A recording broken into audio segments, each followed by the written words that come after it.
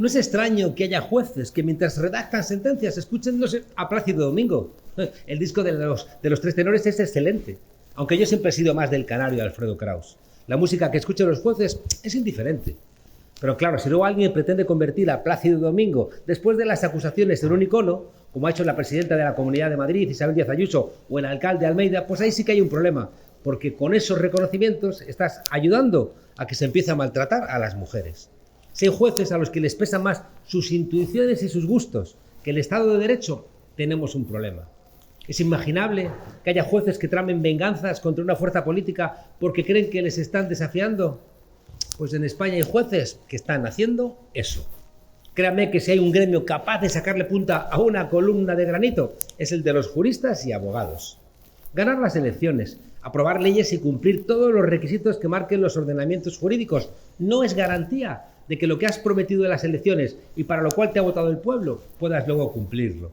El riesgo de caerte es muy alto y no te caes por tu torpeza, te caes porque te están poniendo zancadillas unos grandullones que además andan disfrazados de salvadores de la patria, de libélulas resplandecientes en la noche. Y no pasa solo en España, es algo propio de las democracias liberales que vienen con sus trampas. La principal es que cuando gana un gobierno de izquierdas, heredas el Estado que había y ese Estado está lleno de inercias. Inercias que han construido los que han ganado históricamente las batallas sociales y que son siempre los poderosos. Porque por eso son poderosos, porque siempre han ganado. Esas inercias a veces son evidentes, como las leyes, y otras son menos evidentes, como los reglamentos, o aún menos evidentes, como las costumbres, como los protocolos repetidos, que hacen que un funcionario en 2023 se parezca muchísimo en muchas cosas a un funcionario de 1999 en el siglo pasado. Celebran las mismas fiestas, estudian prácticamente lo mismo, tienen los mismos libros, los mismos jefes. Durante decenios sus academias tienen los mismos ejemplos, las mismas fotos, las mismas referencias supuestamente heroicas. No hace mucho vi en la comisaría de policía de Moratalaz, en Madrid, una foto de los grises, que era como se vestían antes los policías nacionales, de gris. Y en esa foto reprimían con muchísima dureza una manifestación contra Franco.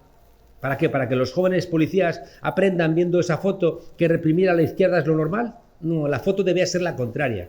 Porque en ese momento, quienes estaban defendiendo la democracia, quienes se estaban adelantando a defender la Constitución, eran los manifestantes, no los grises. Los jueces, por otro lado, son los funcionarios más poderosos de un país, más poderosos incluso que los policías y que los militares, a los que pueden incluso encarcelar. Si nos vamos a un extremo, los militares, claro, tienen más capacidad de hacer daño físico, pero raramente dan un golpe de Estado si no encuentran apoyo en al menos algunos jueces. En las dictaduras, los jueces militares son siempre la imagen misma del horror. En 2008, Viviana Aidó, la ministra de Igualdad del presidente Zapatero, se enfrentó a los jueces y a los medios de comunicación, que claro, la insultaban. ¿Y qué pedía? Pues exhortaba a un puñado de jueces que, pese a que la ley integral contra la violencia de género había sido aprobada por todos los grupos parlamentarios, esos jueces habían puesto 187 recursos contra la ley. Y ella pedía que lo retiraran, esos recursos, porque además el Tribunal Constitucional había establecido la legalidad de la ley. Esos jueces dejaron en la indefensión a 187 mujeres víctimas de malos tratos. Eso sí, con sus togas y con su aspecto de respetabilidad. Los jueces pensaban que el hecho de que las penas fueran superiores para los hombres estaba mal. ¿Por qué? Pues principalmente porque todos esos jueces eran hombres y no tenían ninguna cultura jurídica feminista. El Estado está lleno de inercias y el machismo es una de ellas. La cobardía de una parte de la izquierda contra los poderosos es otra. Y eso ocurre especialmente en países que vienen o viven en el bipartidismo. España aprobó democráticamente la ley contra la violencia de género más avanzada del mundo. Una mujer agredida no tiene que demostrar nada, ni rememorar ese día o esa noche que les acompañara siempre para tener que contarle a un policía y luego a un juez si se resistió o no lo suficiente, sino simplemente si consintió o no consintió. Por eso al Partido Popular no le gusta, y tampoco le gusta a Vox, ni le gustan algunos jueces que además de jueces son machistas. Todas esas inercias, claro que se pueden vencer y claro que se pueden cambiar, pero hace falta coraje. Hace poco más de un año, los habitantes de Kiev soñaban con entrar en la Unión Europea, Rusia y la OTAN. Todavía se sentaban en la misma mesa a dialogar. Aún había ecos de cuando la Organización Atlántica le ofreció a Rusia integrarse en su seno. una organización militar que nació para enfrentarse a la Unión Soviética y que terminaba ofreciendo a Rusia ser parte de ella. Desde 2014 todo había sido mentiras. Angela Merkel reconocería después que los acuerdos de Minsk eran una trampa para que Ucrania ganara tiempo para armarse. Falsch gewesen. Also ich sehe nicht, dass ich mich da jetzt sagen müsste, das war falsch und werde deshalb auch mich... Las promesas de la OTAN a Gorbachov de que la OTAN no se expandiría al este, también mentiras. Y las revoluciones de colores no eran sino operaciones encubiertas de los servicios de inteligencia para debilitar a gobiernos que no estaban alineados con los intereses occidentales. Pero en verdad, la Unión Europea civil andaba con otras preocupaciones diferentes a las de la Europa militar. La mayor preocupación en Bruselas era cómo salir de la crisis provocada por la pandemia del COVID-19. Llegó el maldito 24 de febrero de 2022 y nos despertamos con que Putin había dado la orden de activar una operación especial con el propósito de desnazificar y desmilitarizar Ucrania. El miedo, la incertidumbre y la desinformación corrieron más que los tanques rusos. El apocalipsis nuclear amenazaba a Europa por primera vez en su historia. Приказываю министру обороны и начальнику генерального штаба перевести силы сдерживания российской армии в особый режим несения боевого дежурства. Rusia había invadido a su vecino y esto otorgaba a Ucrania todo el derecho a defenderse, todo. Defenderse aunque hubieran cometido crímenes de guerra en el Donbass desde 2014. Defenderse aunque albergara a fascistas como el batallón Azov en sus fuerzas armadas e incluso en su gobierno. Defenderse aunque Zelensky sea un dirigente que en una democracia plena quizá estuviera en la cárcel. Defenderse con la ayuda de Europa y sobre todo de unos Estados Unidos que, cuidado, llevaban preparando y cocinando este conflicto desde hace años como parte de su estrategia contra China. Porque si a Ucrania le llegan misiles, tanques y hasta aviones, no es porque tengan razón, sino porque la guerra en Ucrania es parte de la guerra de los Estados Unidos contra Rusia, que en realidad es parte de la guerra contra China, la guerra por la hegemonía mundial. And today I'm announcing that the United States will be sending 31 Abrams tanks to Ukraine. Si tan comprometidos están con la libertad de los pueblos, con la democracia en el mundo, con los derechos humanos, ¿por qué no mandan tanques a los palestinos, ni a los yemeníes, ni a los kurdos, pueblos también oprimidos? ¿Acaso sus vidas no son lo suficientemente importantes en el tablero geopolítico? Duele decirlo, pero los ucranianos son tan solo las víctimas de una confrontación estratégica que pagan con sus vidas y con la destrucción de su país. That we will defend every inch of NATO territory, every single inch, with a united, galvanized NATO. One movement. That's why I moved over 12,000 American forces along the borders with Russia, Latvia, Estonia, Lithuania, Romania, etc. Because they move once. Granted, if we respond, it is World War III. La guerra en Ucrania ha tenido también otra consecuencia catastrófica. La constatación, una vez más, de que son los Estados Unidos quienes marcan el paso a la vieja y sumisa Europa. Y de nuevo el futuro y la seguridad de los europeos en manos del supuesto amigo americano. Lo pudimos comprobar hace poco con el canciller alemán Olaf Scholz, plegándose una vez más a los deseos de Washington de enviar tanques a Ucrania, eso sí, disimulando hasta el último minuto y retrasando el anuncio hasta que Estados Unidos hizo lo propio con los Abrams, que parezca que somos aliados y no lacayos. Mam nadzieję, że ta odpowiedź ze strony Niemców przyjdzie tym razem szybko, ponieważ co to oznacza w związku z tym? Czy to oznacza strach, czy to oznacza jakąś niezrozumiałą do końca obawę, czy wiarę w to, że powrót do normalnych relacji z Rosją jest jeszcze możliwy? Porque no nos engañemos. ¿Alguien duda de que el gasoducto Nord Stream 2 lo han volado los norteamericanos o sus primos ingleses? Una de las tareas centrales de los Estados Unidos es domesticar a Alemania y alejarla de Rusia. Y si tiene que ser con bombas, pues con bombas. Estados Unidos y los halcones del este, encabezados por el ultraderechista primer ministro polaco Mateusz Morawiecki, marcando el paso beligerante de la Unión Europea 80 años después. Tanques alemanes actuando fuera de sus fronteras, algo que preocupa a mucha gente y es lógico porque aún no hay memoria en Rusia, por ejemplo, de cuando Hitler quiso invadirlos. Su orgullo es que pararon los pies a los nazis en Stalingrado, porque no lo hizo el soldado Ryan.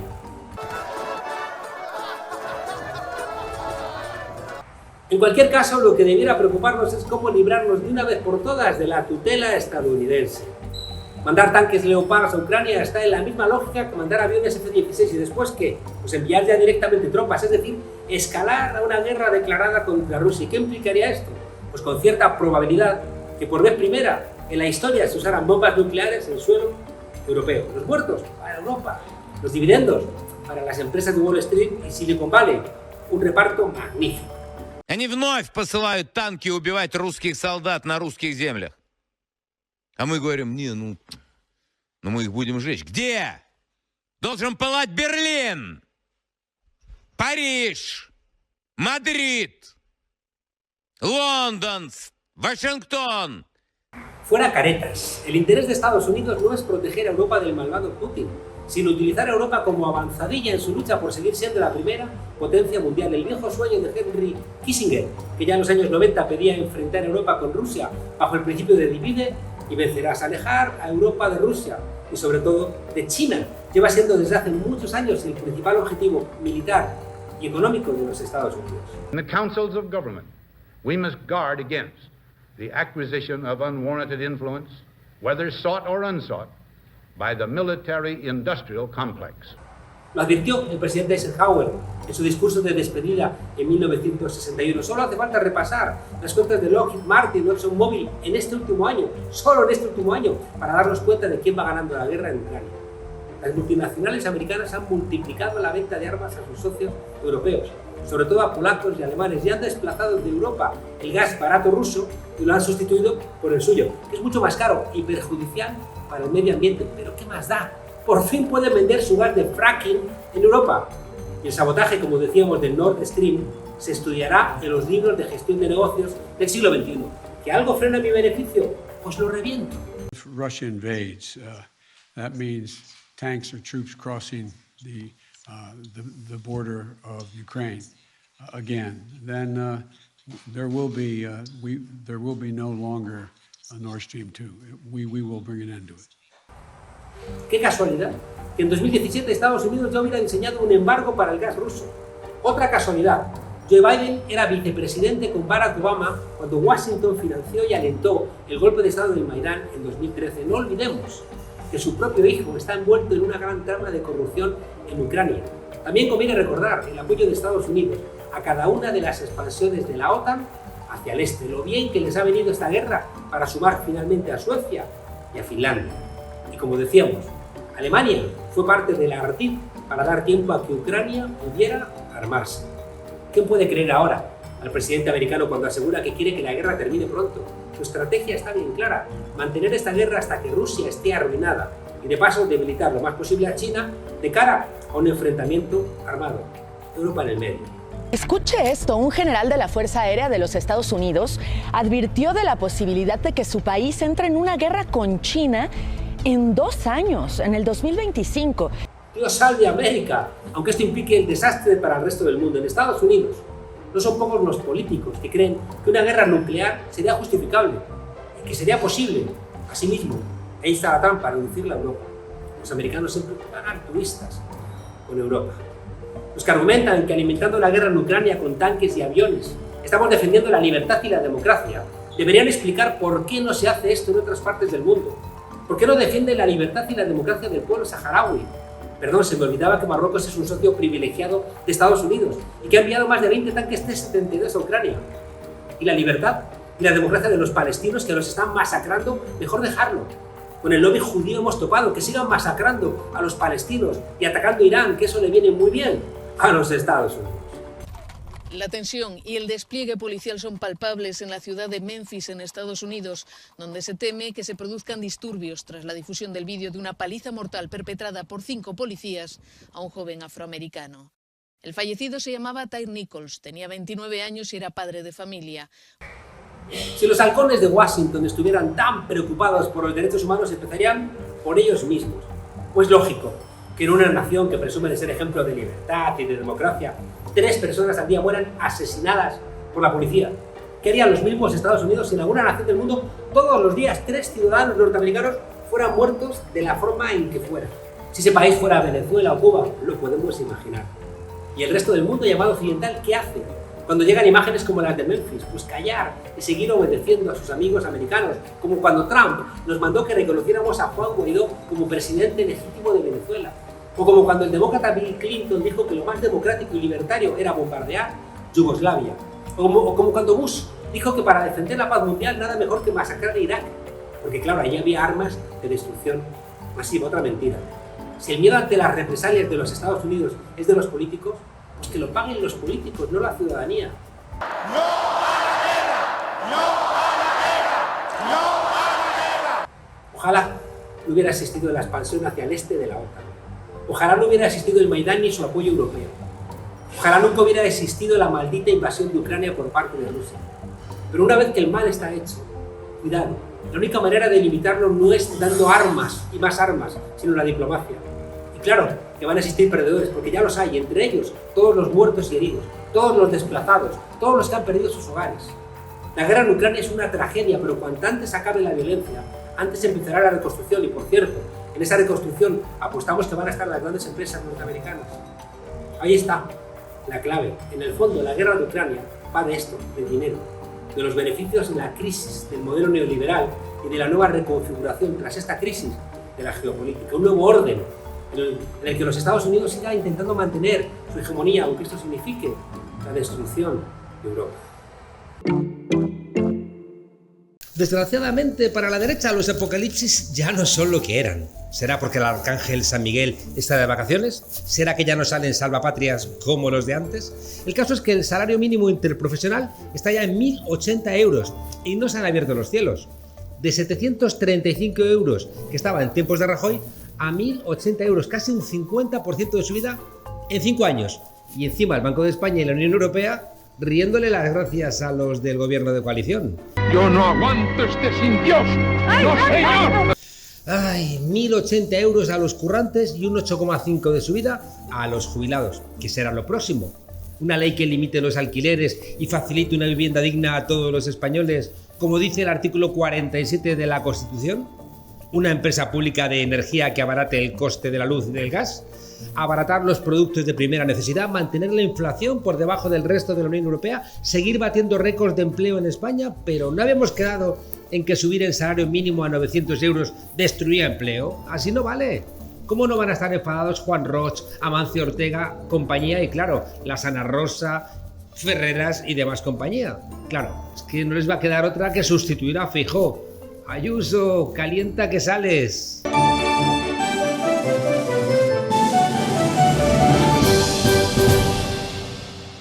¿Comprendéis ahora por qué Inda, Ferreras o Ana Rosa celebran en sus panfletos cada rebaja de una pena a un violador con jueces muy peculiares? ¿Comprendéis ahora por qué hay jueces que insisten en mantener imputada a Podemos en año electoral pese a la opinión incluso de la Fiscalía? Qué duro es defender los intereses de la mayoría en un país en el que las oligarquías se embolsan cada año millones de euros en ayudas agrarias para sus cotos de caza. Lástima que Berlanga ya no está aquí, qué remake hubiera hecho de la escopeta nacional. Lo triste es la cantidad de gente que va a ganar 1.080 euros y va a seguir defendiendo a los que se la mantendrían por debajo de 800. Gente que va a seguir comprando el viejo discurso de que España se rompe, de que la izquierda no sabe gestionar. Gente que ve demasiada televisión. Gente que, como le ha dicho algún economista de esos que se alquilan baratito, no te alegres de que te suban el salario mínimo, ¿no te das cuenta que ahora vas a tener que pagar más impuestos? En fin, mensajes patrocinados por los que quieren seguir ganando millones de euros al año gracias a la especulación, mientras el resto tiene que sobrevivir con sueldos de miseria. Como diría el señorito Iván, mal asunto cuando todos quieren ganar lo mismo. ¡Ah! Y los hombres son hombres y las mujeres son mujeres. ¿Qué es eso de que ahora vamos a ser todos iguales? Hasta la semana que viene, desobedientes.